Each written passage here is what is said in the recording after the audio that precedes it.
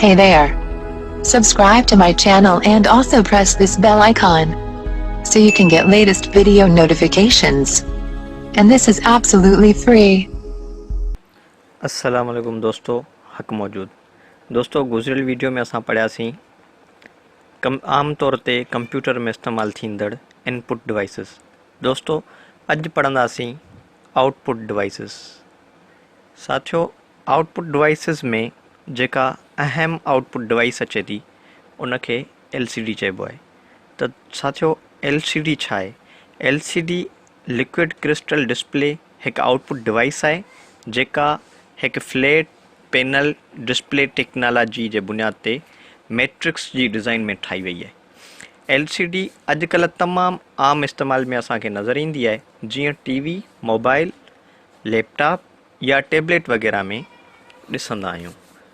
LCD में कुल 8 layers इस्तेमाल थियल हूंदा आहिनि, जिन में light source, polarising filter, electrodes plus, electrodes minus, liquid crystal, colour filter, polarising filter, display surface. साथियो पोलराइजिंग फिल्टर 2 इस्तेमाल थियल हूंदा आहिनि, जंहिंखे असां पिक्सल्स बि चई सघूं था, जेका डॉट्स जी सूरत में हूंदा आहिनि। दोस्तों LCD में कुल 3 कलर इस्तेमाल थियल हूंदा आहिनि, जिन खे असां RGB चवंदा आहियूं, यानी रेड, ग्रीन ऐं ब्लू। उन खां अलावा LCD हिकु ई वक़्तु डिस्प्ले ॾींदी आहे। उहो डिस्प्ले ब्लॉक्स जी सूरत में हूंदो आहे, पर उहे ब्लॉक्स या डॉट्स तमामु नंढा हुजण करे असांखे क्लियर स्क्रीन नज़र ईंदी आहे। पर जॾहिं असां कंहिं तस्वीर खे ज़ूम करे ॾिसंदा आहियूं त उहे मैट्रिक्स नज़र ईंदा आहिनि। उन जो मिसाल ईअं खणिजे त तव्हां हिकु कापी खणो ऐं उन ते पेंसिल सां टुबका पायो, पोइ कापी पाण खां परे करे ॾिसो त तव्हांखे क्लियर लाइन नज़र ईंदी। त दोस्तों इहा LCD थी वई असांजी पहिरीं अहम आउटपुट डिवाइस। ऐं 2 नंबर ते अचनि था स्पीकर्स।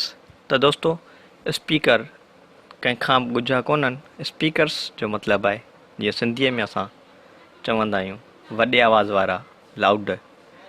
उहे असांखे वॾो आवाज़ु मुहैया कंदा आहिनि, जेको असां आसानी सां ॿुधी सघंदा आहियूं।